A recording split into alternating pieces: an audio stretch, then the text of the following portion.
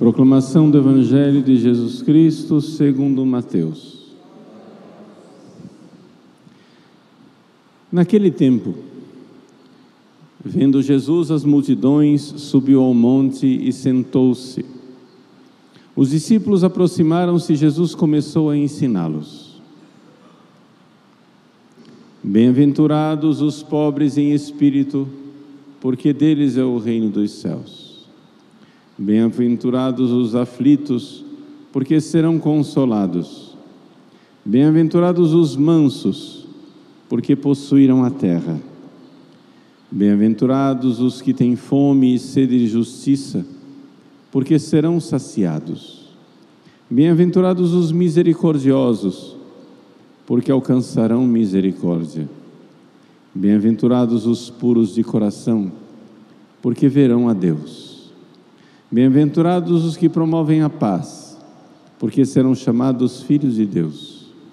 Bem-aventurados os que são perseguidos por causa da justiça, porque deles é o reino dos céus.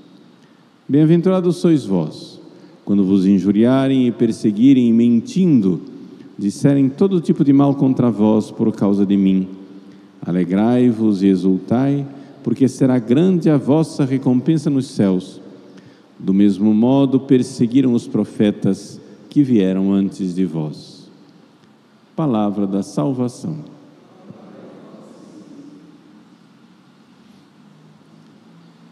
Meus queridos irmãos e irmãs, hoje temos uma intenção especialíssima para essa Santa Missa, que é a ação de graças pelos 2 anos de fundação e instalação do Carmelo de São José, na nossa Arquidiocese de Cuiabá.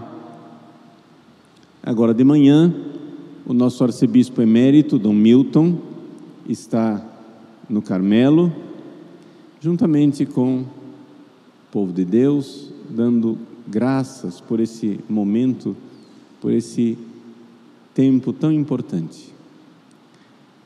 E, ao mesmo tempo que isso é para nós fonte de alegria, é também fonte de missão. Por quê? Porque nós temos que nos recordar que as irmãs estão morando de forma provisória na casa de retiro da diocese e nós temos um Carmelo por construir. Ou seja, é a nossa missão como cuiabanos, varzegrandenses e como matogrossenses, porque é o único Carmelo do estado de Mato Grosso. Qual é a importância de um Carmelo? É importante a gente enxergar isso. Vejam, nós somos salvos pela graça de Deus. Ou seja, o amor de Deus consiste nisso. Deus nos amou por primeiro. Deus deu o primeiro passo sempre. Ninguém, absolutamente ninguém merece a graça primeira. E é muito simples de entender isso. Antes que a pessoa existisse, Deus já a amava. Vejam, por exemplo, Nossa Senhora. Qual foi a graça primeira que Nossa Senhora recebeu? A sua Santa e Imaculada Conceição. Ela mereceu isso? De jeito nenhum. Por quê? Porque para ela merecer a graça que ela recebeu no momento da sua concepção, ela precisava existir antes, o que seria uma contradição. Ou seja, no primeiro momento de sua existência, ela foi agraciada. Isso quer dizer que Deus já a amava antes de ela existir. E assim por diante.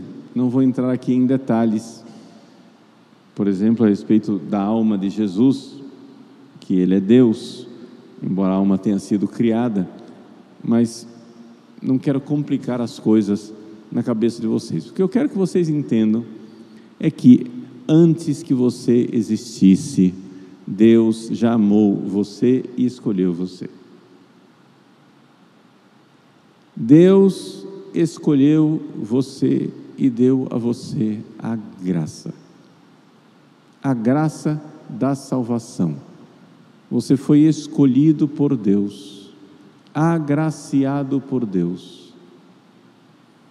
Ele deu a você a fé, Ele deu a você a possibilidade de ingressar no caminho da salvação. Se Ele não tivesse dado a graça antes, você não teria dado o primeiro passo na direção do amor, na direção da conversão, na direção da salvação.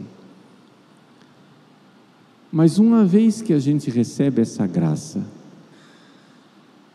uma graça eficaz, uma graça que nos deu o estado de graça, uma vez que você de fato largou os seus pecados mortais, com o propósito de não repeti-los nunca mais, deixou todos os pecados mortais de uma vez e para sempre, pelo menos no propósito, dali para frente, você que está em estado de graça, você recebeu uma graça também maravilhosa. É aqui que você vai entender que aqui é um Carmelo. Você recebe de Deus a graça de merecer. O que é isso? Jesus disse no Evangelho de hoje: bem-aventurados sois vós quando vos injuriarem e perseguirem e mentindo disserem todo tipo de mal contra vós por causa de mim. Alegrai-vos e exultais, porque será grande a vossa recompensa no céu. Existe uma recompensa.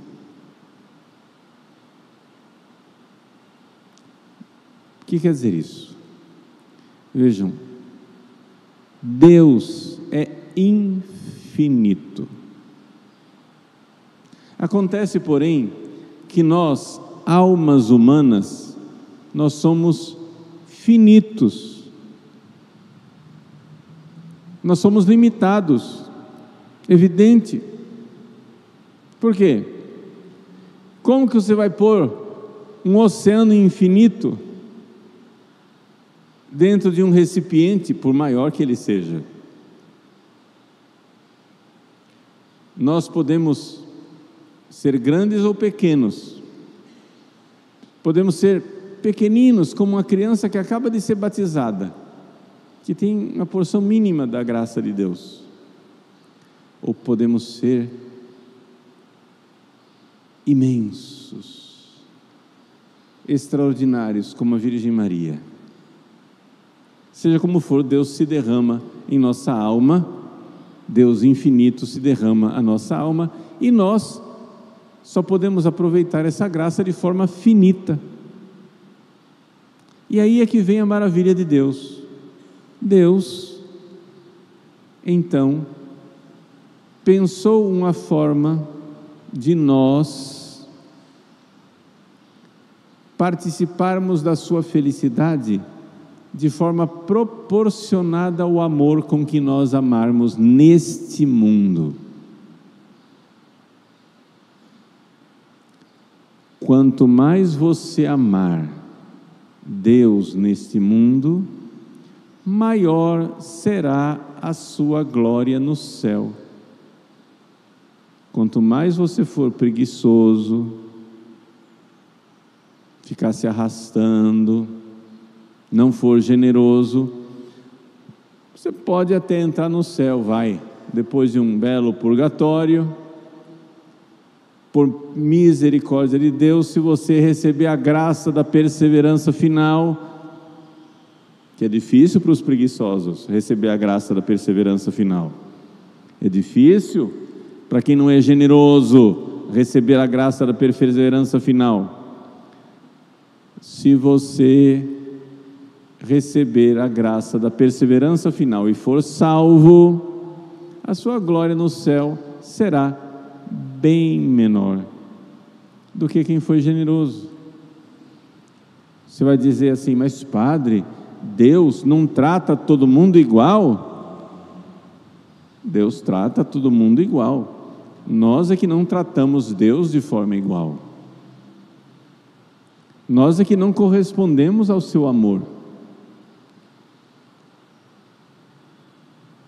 Ou seja, Deus quer que nós sejamos muito mais generosos, muito mais bondosos, perseverantes, penitentes, piedosos, orantes. Deus quer. Mas e nós? Você vem me dizer que a glória do Padre Pio no céu, que durante 50 anos carregou as chagas de nosso Senhor Jesus Cristo, chagas dolorosíssimas, que enfrentou perseguições, calúnias, que operou prodígios e milagres que lhe custava muito em termos de generosidade, de penitência e de sofrimento. Você vai me dizer que a glória do Padre Pio vai ser igual à glória do Padre Paulo Ricardo no céu. Qualquer um enxerga o absurdo dessa proposição. Quem amou mais generosamente, recebe mais no céu. Deus nos salva por graça, mas uma vez recebida a graça primeira, a graça da nossa conversão, a graça de nós estarmos em estado de graça, dali para frente, nós podemos ser mais ou menos generosos, mais ou menos amorosos, mais ou menos correspondentes a essa graça, e então aumentará a nossa recompensa no céu. Mas é Jesus quem está dizendo, não sou eu. E é também a própria lógica das coisas. Todo mundo que é católico vê no dia a dia que os santos, porque foram mais generosos e mais amorosos aqui na terra, são mais milagrosos depois de mortos. Por quê? Porque Deus ouve com mais abundância aqueles que mais o amaram aqui na terra. Amanhã nós vamos celebrar Santo Antônio. Si queris miracula, ite ad Antonium. Se vocês querem milagre, vão até Santo Antônio. Por que é que Santo Antônio é milagreiro? Bom, se você tivesse vivido todas as penitências generosas que Santo Antônio viveu aqui na terra, se você tivesse vivido tudo aquilo que ele viveu, você então teria igual glória no céu, e Deus ouviria suas orações também. Então, meus queridos, nós temos a graça de merecer. Deus, tudo é graça, inclusive a graça de merecer, inclusive a graça de corresponder a Deus. Ou seja, eu posso corresponder a Deus com mais generosidade. Por que isso é graça? Porque se Deus é amor, Ele quer ter filhos de amor. Seria uma contradição que Deus, que é amor, quisesse filhos preguiçosos, egoístas, pouco generosos, tacanhas. Se Deus é generoso, Ele tem filhos generosos. Se Deus ama, Ele tem filhos que amam. Se Deus pensa em nós o tempo todo, Ele tem filhos que pensam nele e que querem servir a Ele, no irmão, na irmã. Essa é a participação na natureza divina. Então, meus queridos, vejam, nós podemos merecer. Isso significa também que não é somente Santo Antônio lá no céu que merece as graças. Nós podemos fazer isso aqui na terra. E é isso que é um Carmelo. O Carmelo são irmãs que se entregaram generosamente a Deus. Elas se entregaram a Jesus, seu único esposo. Tudo bem, você casou, não é pecado casar. Mas elas escolheram Jesus, seu único esposo. São irmãs que escolheram o recolhimento da clausura. Tudo bem, você viaja, vai para cima, vai para baixo, vai, faz as coisas, resolve seus problemas no mundo, viaja. Não é pecado viajar, mas elas renunciaram a isso, para poder estar mais exclusivamente dedicadas ao esposo. Tudo bem, você reza pelas suas coisas, pela sua família, você pede pelos seus interesses, nada disso é pecado, mas elas estão lá para rezar por nós. Uma das coisas que quem conhece alguma coisa de vida carmelita é que sabe como essas mulheres que estão dentro da clausura, atrás das grades, quando se trata de saber pelo que é necessário rezar, elas têm uma memória enorme e sabem os mínimos detalhes das necessidades das pessoas. Você vai para uma irmã carmelita e diz: irmã, reze em tal intenção. A irmã diz: ah, eu sei, fulano que é casado com ciclana, que está em tal situação familiar e que está sofrendo assim, assim, assim, nós estamos rezando.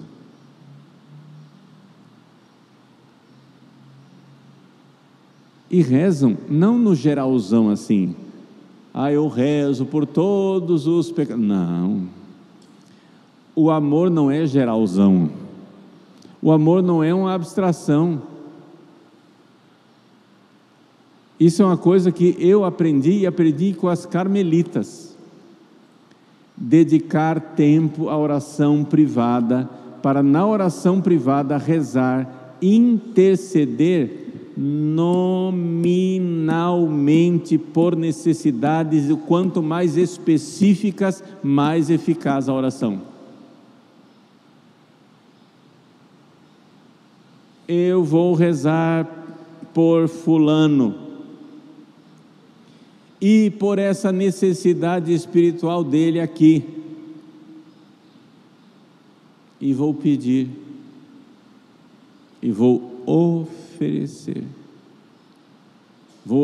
a missa, vou oferecer um sacrifício, vou oferecer uma contrariedade, vou fazer uma oração de intercessão, vou fazer um exorcismo bem específico, porque o amor tem endereço. Você diz: eu amo todo mundo. Provavelmente você não ama ninguém. Provavelmente, porque você é um ser humano.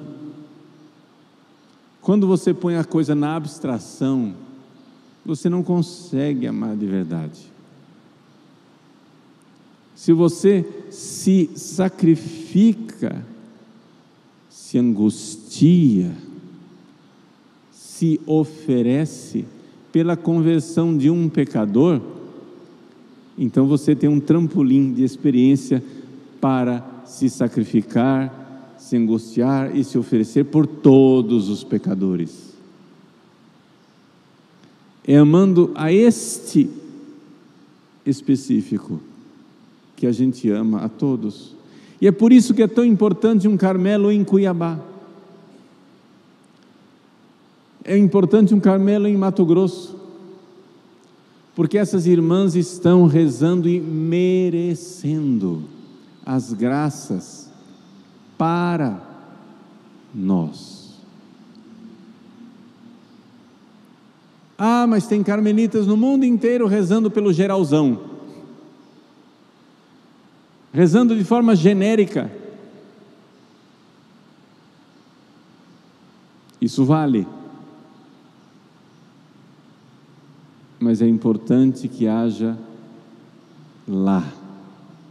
Santa Teresinha do Menino Jesus, que morava em Lisieux, na França, pensava que se Deus desse a ela a cura da tuberculose, que ela iria como missionária para o Saigon, para o Carmelo de Saigon. como missionária, do outro lado do planeta. Por quê? Ela já não rezava na França? Já não é padroeira das missões, ficando na França? Mas ela sabia que se ela estivesse lá, ela rezaria mais, ela rezaria melhor, ela se entregaria mais generosamente. Meus queridos, nós temos essa missão em Cuiabá. Uma mão lava a outra, as duas lavam a cara. Nós precisamos das irmãs que rezam, intercedem e se sacrificam por nós.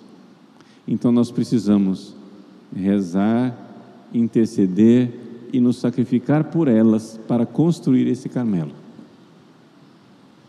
Nós somos um só corpo. Deus nos dá a graça, e entre as graças que Deus nos dá, Ele nos dá a graça de merecer.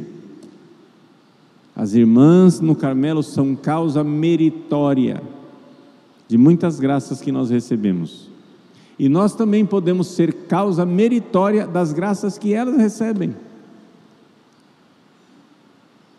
e assim nos ajudamos mutuamente como membros de um só corpo. Rezemos pelo Carmelo,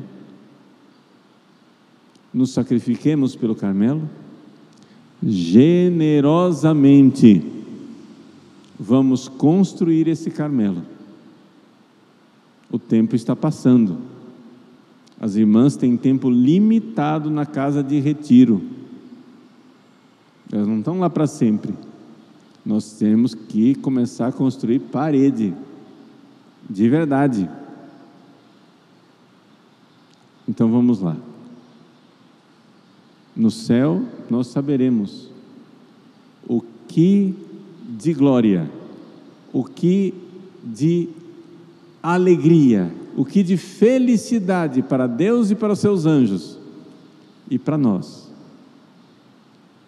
foi ocasião essa construção do Carmelo de Cuiabá. Louvado seja nosso Senhor Jesus Cristo.